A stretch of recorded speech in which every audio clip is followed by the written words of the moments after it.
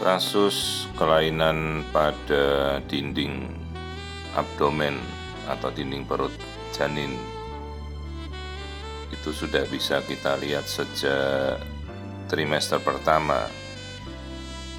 Ini adalah kasus yang kita namakan omphalocele, yaitu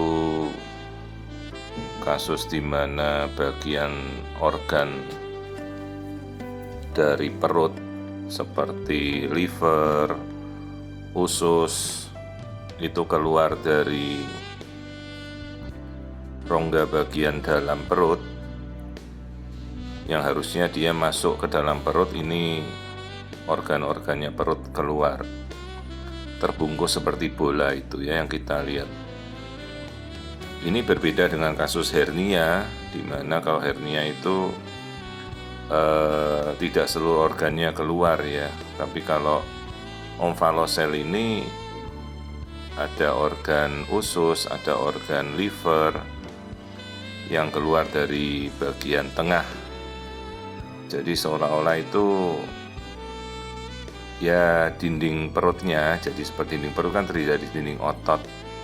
Dinding ototnya bayi ini dindingnya tidak kuat ya, jadi usus sama livernya itu keluar.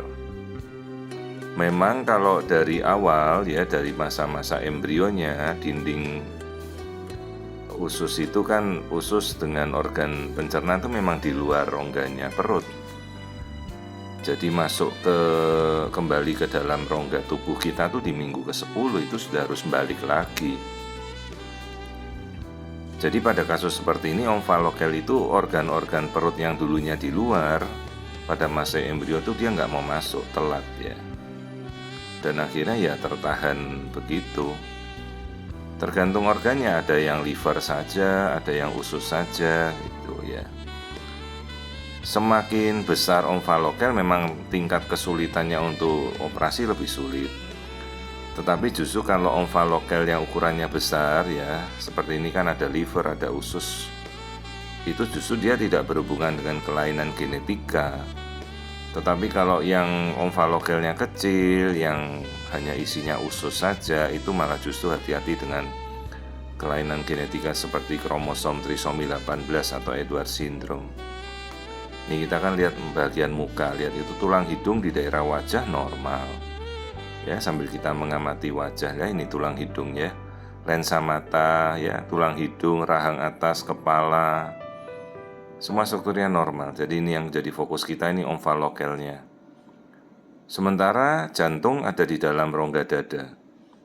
Ada lagi kelainan yang sedemikian parah itu sampai seluruh organ perutnya di luar, rongga dadanya juga terbelah ya, sampai jantung aja keluar.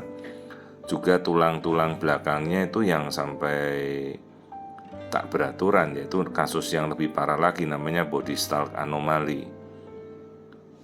Ini setelah kita lakukan cek genetika, ternyata genetikanya normal, jadi tidak ada suatu kelainan genetika pada janin ini.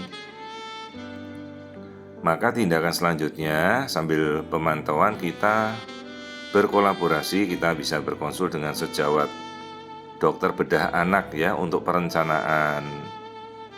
Dan si ibu kita anjurkan sejak awal sudah mengurus BPJS ya, jadi bisa melakukan tindakan setelah operasi, setelah lahiran nanti ya bayinya tindakan untuk rekonstruksi perutnya. Ya, bisa di center rumah sakit pemerintah di mana ada fasilitas bedah anak. Dan nanti kita setelah menjelaskan demikian, kita konsulkan dokter bedah anak. Dan nanti kan setelah lahiran di planning apakah tindakannya akan segera dilakukan untuk memasukkan kembali ususnya ke dalam rongga perut aslinya itu, atau nanti sabar ditunggu sampai dinding perutnya sudah agak membesar, baru dilakukan rekonstruksi untuk menutup kembali dinding perutnya yang terbuka itu ya. Ya tergantung nanti dokter anaknya memutuskannya bagaimana.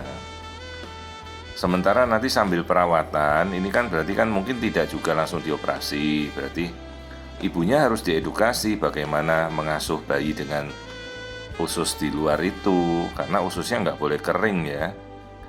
harus terjaga benar, biasanya dibungkus. Ya saya sendiri tidak terlalu mengerti nanti perawatan untuk bayi biasanya oleh dokter anak ya, apakah mau dititipkan pada rumah sakit sebelum operasi atau ibunya mau mengasuh sendiri, itu nanti diedukasi. Nah, sementara dari bagian saya yang bertugas untuk melakukan diagnosa ya, kita melakukan screening ini karena kita lakukan sebagai pemeriksaan maternal fetal medicine ya, saya sebagai konsultan fetal maternal, kita mendiagnosa kasus ini ya, itu sampai itu dulu, sampai menegakkan bahwa ini bukan suatu kelainan genetik. Ini minggunya sudah mau 15 weeks. Nah, kemudian kita kolaborasikan ke bedah anak. Nanti rencana mau lahirannya di mana, ibunya mau pakai BPJS ya, silahkan. Kalau dia nanti mau, kita anjurkan ke rumah sakit rujukan pemerintah ya, di mana bisa melakukan penanganan rekonstruksi omfaloselnya itu. Kalau hal yang khusus dalam kandungan sementara kehamilan ya tidak ada, jadi sambil berjalan saja kita melakukan pemeriksaan rutin. Hal yang berbeda kalau terjadi suatu kelainan, misalnya ini suatu kasus trisomi 18 atau Edwards syndrome, ya itu yang kita harus beritahukan prognosisnya. Kalau Edwards syndrome atau trisomi 18 biasanya prognosisnya buruk. Kalau ini prognosisnya sangat baik. Jadi penanganan omfalokel dengan teknik operasi dan teknik bedah anak sekarang sudah sedemikian majunya ya. Intinya itu, tapi ya kita selalu mengedukasi orang tuanya, kondisi-kondisinya, termasuk nanti jangan lupa kita melakukan screening pada trimester kedua ya, sekitar 25 minggu. Saya harus melihat lagi kondisi jantung, semua organnya yang terkena, yang keluar apa saja ya. Jadi meskipun ini dari awal kita sudah melihat, mendiagnosa, tetap nanti pada trimester kedua kita harus cek kembali. Ini kebetulan baru anak pertama ya, langsung omfalokel.